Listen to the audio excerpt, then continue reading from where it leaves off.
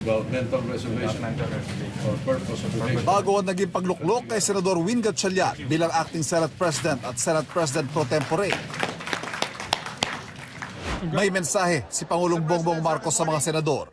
Get back to work because it's important. Ang dami natin kailangan gawin.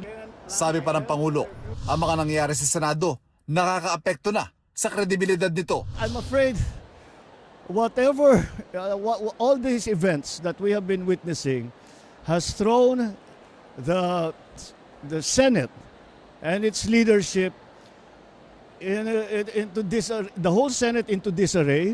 It has discredited the leadership, and it has stopped the essential business of legislation in government.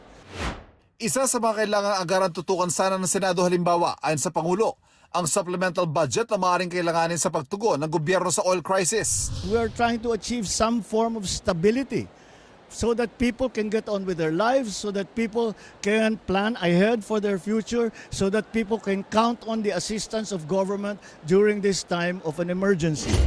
Pinalagan yan ni Senador Alan Peter Cayetano sa isang Facebook Live. I'd like to confirm that at least twice, pinabot namin sa Malacanang.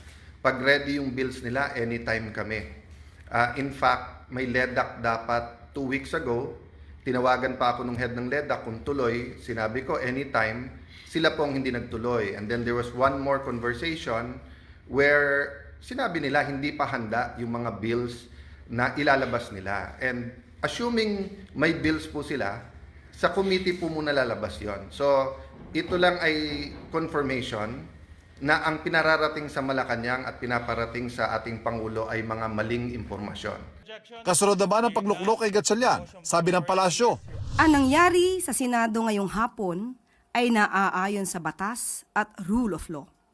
Kinikilala at nirerespeto ng palasyo ang desisyon ng bagong mayorya at ang liderato ni Acting Senate President Sherwin Gatchalian. Ivan Mayrina, Nakatutok, 24 Oras.